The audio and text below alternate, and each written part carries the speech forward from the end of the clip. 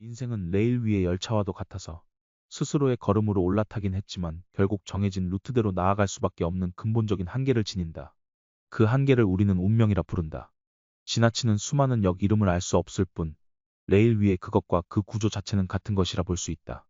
여기서 이름 없는 역은 운명론에 힘을 실어주는 또 다른 원인이 되기도 한다.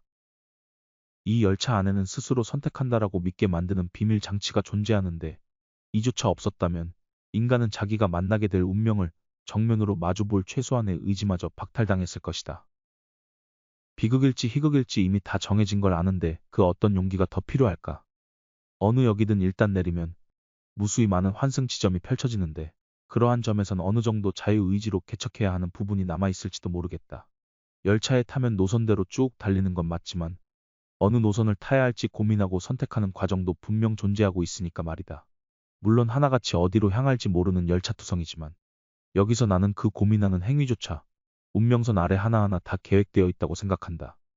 일단 한번 올라타버린 열차에서는 내 선택에 대한 후회는 꽤나 무의미하며 그 흐름이나 결과에 대해서는 하하, 운명은 어쩔 수 없지 하고 털어버리려고 애쓴다. 그건 정말 어쩔 수 없는 거대한 파도와도 같은 것이니.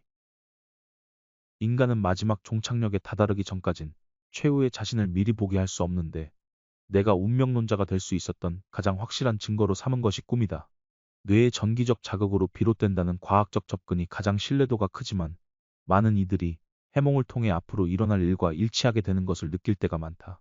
평소 영감이 뛰어난 사람이라면 단순한 영적 현상이라 치부할 수도 있지만 지극히 평범한 사람들도 평범하게 꾸는 게 예지몽이니 어쩌면 꿈을 통해 자신의 열차 노선도의 극히 일부분을 미리 보게 된 케이스가 아닐까 하는 게 내 개인적인 의견이다. 만약 우리에게 정해진 루트가 없다면 꿈을 통해 예지되는 것은 거의 0에 수렴해야 하는데 실제 벌어지는 꿈의 예지력은 생각한 것 이상으로 확률이 높단 말이지.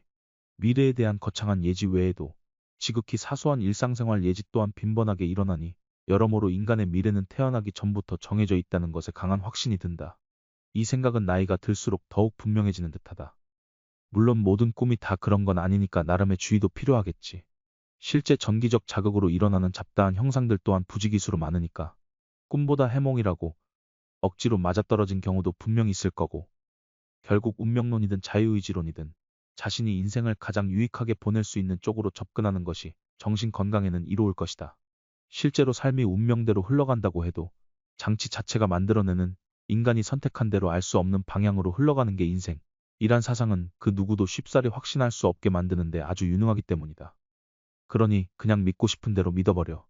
어차피 선택은 자신이 하는 거고 그 책임도 스스로가 짊어지면 그만이니 어차피 나는 당신들이 어느 쪽을 더 신뢰하든 아 그렇구나 하고 넘겨버리면 끝. 마지막까지 답을 내릴 수 없는 문제는 타인에게 강요하는 게 아니다. 운명론이든 자유의지론이든 언제나 열린 결말로 우리 곁에 머물게 될 것이다.